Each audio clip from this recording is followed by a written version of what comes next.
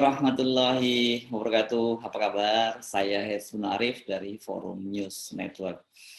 Kalau kita bicara bansos atau bantuan sosial itu berarti kita sedang bicara soal kekacauan. Super kacau malahan ini. Kalau tidak dananya diembat oleh para pejabat yang diamanahi mengelolanya, yakni di Kementerian Sosial. Anda masih ingat ya kasus korupsi bansos yang melibatkan Menteri Sosial Yuliari Batubara dan sejumlah kader PDIP di DPR RI. Ini kasus nggak boleh dilupakan, harus selalu diingat, bahkan dicatat di sini ya. Bukan forgive, not forget, dimaafkan dan dilupakan.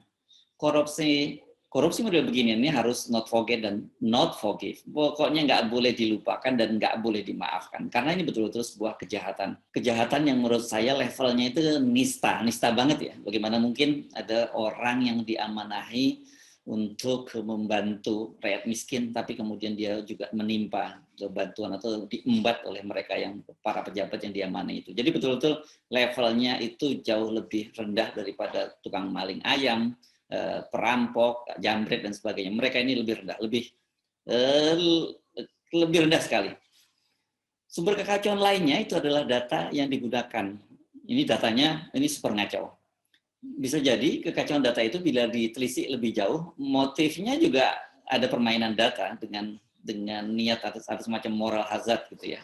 Kekacauan data itu diakui sendiri oleh Mensos Tri Risma hari ini. Dalam jumpa pers di Kementerian Sosial hari Kamis 18 November kemarin, Risma mengungkapkan puluhan ribu ASN atau aparatur sipil negara, kalau dulu ini PNS ya, pegawai negeri sipil, itu tercatat menerima bansos. Jadi data kami setelah kami serahkan ke BKN, itu di data yang indikasinya PNS, itu ada 31.624,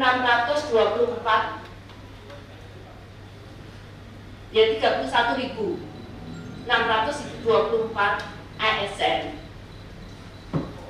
Yang aktif itu setelah kita cek di data BKN, mungkin yang sisanya itu sudah pensiun, itu 28.965 ASN aktif. Nah, ini akan kita kembalikan ke daerah. Itu tersebar di 511 kota kabupaten di 34 provinsi. Nah, itu nanti akan kita kembalikan ke daerah cek. Ada yang profesinya sebagai dosen, ada yang profesinya sebagai ASN, ada yang profesinya jadi tenaga medis dan sebagainya. Nanti itu akan kita kembalikan data ini. Saya berharap daerah memberikan respon balik kepada kita. Nah, kemudian yang geotek itu bentuknya seperti ini kira-kira. Kita sudah tandai alamatnya. Yang kira-kira di kota itu sekitar 100 meter persegi lebih. Dan letaknya di jalan poros-poros. Maksudnya jalan-jalan apa nih? Mana? Ini ya. Ini ya. Iya.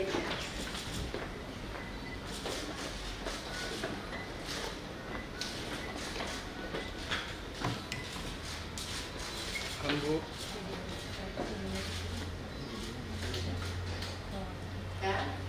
Nah, ini ada data yang sudah selesai kita kerjakan. Karena ada yang, mohon maaf, ada yang kita tahu, bahkan saya sudah datang ke tempat tersebut. Tapi kemudian di tag seolah-olah alamat itu di tempat lain gitu. Sehingga saat kita cari, bukan di situ alamat itu. Padahal itu di data kami alamatnya di situ. Tapi kemudian kalau kita cek secara teknologi tiba-tiba lari data itu. Jadi konfirmasi, ada yang konfirmasi di Maktek mungkin mengerti tentang teknologi sehingga seolah-olah tidak di situ. Tapi alamatnya kami punya.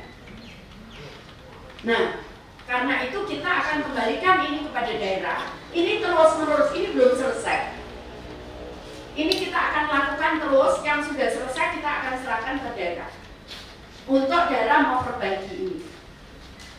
Benar-benar kacau ya. Kalau kekacauan data itu biasanya kan hanya 1, 2, ya kalau seluruh Indonesia kesalahannya mungkin bisa ratusan atau setidaknya ribuan, oke lah itu. Lah ini datanya sampai puluhan ribu. Benar-benar sebuah kekacauan yang luar biasa. Tadi Risma menyebut mereka ada yang dosen, ASN, tenaga medis, dan juga ada yang rumahnya bagus dan ada mobilnya. Bahkan ada juga tadi disebut bahwa mereka punya rumah di kawasan Menteng dengan luas tanah 100 meter persegi. Dan tadi saking penasarannya Bu Risma sampai mendatangi sendiri lokasinya. Apakah benar dia mungkin nggak percaya kalau ada orang dengan punya luas tanah sampai 100 meter persegi di Menteng, tapi masih tetap dapat bantuan bansos. Ini tentu sangat menarik untuk didalami. Benarkah para aparatur sipil negara tadi, dosen dan tenaga medis tadi benar-benar menerima bansos? Jangan-jangan ini data fiktif. Rasanya agak nggak masuk akal ada seorang dosen gitu, tenaga medis masih bersedia menerima bansos walaupun dia tahu bahwa dia sesungguhnya tidak berhak. Saya sih curiga bahwa ini adalah permainan para aparat di bawah, yakni di level daerah ya, tadi karena dikatakan bahwa data-data ini kan datanya dari daerah. Nggak perlu kaget ya kalau di daerah juga terjadi permainan semacam itu, orang di level kementerian saja, sampai level menterinya saja mempermainkan bantuan sosial, apalagi kemudian di level bawah. Mereka pasti nggak mau kalah dengan pejabat di atasnya, nggak mau kalah dengan Pak Menteri sebelumnya. Jadi mereka ini hanya menggunakan data ASN tadi, itu kalau saya berpikirnya begitu, untuk mendapatkan bansos yang sesungguhnya tidak pernah mereka salurkan. Ini wajar kalau kita mempertanyakan soal ini. Sebab toh tadi seperti saya sebut, di level Kemensos saja kan terjadi manipulasi. Begitu juga dengan yang tadi disebut mereka tinggal di Menteng tapi tetap dapat dana bansos atau dapat bansos gitu. Benarkah itu? Rasanya sih nggak masuk akal ya. Kalau toh benar itu tanahnya hanya seluas 100 meter persegi ya. Tapi Anda ingat loh, ini di kawasan Menteng. Dapat dipastikan mereka adalah orang kaya. Harga tanah di kawasan ini, saya tadi cepat googling itu bahkan bisa tembus sampai 100 juta per meter persegi. Ini benar-benar, ini kawasan Menteng ini karena bagi Anda yang di luar di daerah sana, jangan Anda nggak percaya bahwa ada tanah 100 juta per meter persegi. Ini Menteng itu adalah daerah super elitnya di Jakarta. Jadi memang harganya gila-gilaan. Artinya kalau luas bangunannya 100 meter persegi dengan harga tanah yang tadi 100 juta per meter persegi, harga tanahnya saja sudah sampai 10 miliar. Belum lagi kalau kita bicara soal bangunannya. Nah, kemungkinan lain ini, jangan-jangan yang mendapat bantuan sosial itu adalah asisten rumah tangga warga yang tinggal di Menteng. Jadi dia menggunakan alamat di Menteng. Tapi menurut saya tetap saja keterlaluan. Masa iya seorang majikan yang tinggal di kawasan Menteng gitu membiarkan asisten rumah tangganya untuk mendapatkan bansos? Saya yang nggak tinggal di Menteng saya bilang akan saya cegah kalau ada asisten rumah tangga saya mendapatkan bansos. Kalau dia ngotot, kita gantilah bansosnya tiap bulan. Itu nggak akan membuat kita jadi miskin. Jadi kalau ada seorang ART, katakanlah misalnya gitu di Menteng, dapat bansos dan majikannya membiarkan saja, ini mentalitas majikannya juga kita perlu pertanyakan. Orang kaya kelas apa nih? Ini orang kaya kelas kaleng-kaleng membiarkan ART-nya mendapatkan bansos. Bagaimana dengan pejabat eselon 1 yang juga menerima bansos? Ini bukan hoax, karena data ini pernah diungkap oleh Menteri PPN, Kepala Bappenas, Soeharto Monoarfa dalam rapat kerja dengan Komisi 9 DPR RI. Waktu itu rapat kerjanya juga bersama Menkes dan Mensos. Jadi ada yang kemungkinan mendapatkan masing-masing satu program, ada yang mendapatkan 2 program, dan ada yang karena data, sekali lagi, data itu tidak tersedia dengan baik, ada bahkan yang mendapatkannya 3-4 program sekaligus. Saya bisa sampaikan, eselon 1 kami di Bappenas itu mendapatkan bantuan sembako. Hebat juga, karena datanya itu bagus sekali, Prof. Karena datanya bagus sekali, jadi sampai eselon 1 bisa dapat. Ya mungkin karena datanya tidak diperbarui. Dari penjelasan Soeharto tadi clear ya bahwa seorang dirjen di kementerian, artinya di kantornya di Bappenas itu masuk dalam daftar penerima bansos. Ini mesti dibedakan ya, menerima bansos sama masuk dalam daftar penerima bansos ini dua hal yang berbeda. Karena itu saja Pak Dirjen tadi, eselon 1 tadi tidak mau menerima bansos itu. Kalau sampai Pak Dirjen masih mau menerima bansos ini juga adalah seorang dirjen kelas kaleng-kaleng. Jadi dalam kasus ini, dalam kasus yang disampaikan oleh Pak Suharto Mono Arfa itu benar-benar murni kekacauan data. Kekacauan data di bansos ini hanya salah satu contoh betapa kacaunya data kita.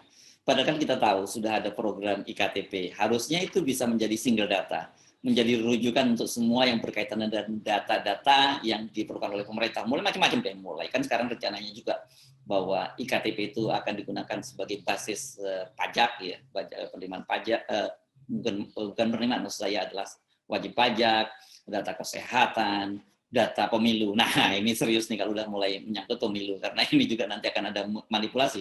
Ini bukan bansos, tapi jauh lebih serius, karena dampaknya manipulasi data pemilu itu berakibat jauh lebih serius, yakni hasil pemerintahan yang seperti kita tuh tidak akan amanah, karena mereka memenangkan pemilu dengan cara yang curang tadi. Jadi sebenarnya sekali lagi dengan program IKTP ini harusnya kekacauan data semacam ini juga tidak perlu terjadi. Kita sudah punya dasarnya, dan kedua tentu saja yang menjadi persoalan serius adalah dari para penyelenggara negara itu sendiri. Bagi kita yang concern dengan pengelolaan negara yang berprinsip pada good governance, pemerintahan yang baik dengan manajemen dan administrasi yang tertata rapi, bebas dari korupsi, jelas fakta ini sangat menyedihkan. Namun bagi para pejabat, politisi yang senang bekerja di ruang gelap atau setidak-tidaknya abu-abu, kekacauan data ini justru merupakan peluang untuk menangguk keuntungan di tengah kekacauan. Semakin kacau datanya, semakin mereka suka.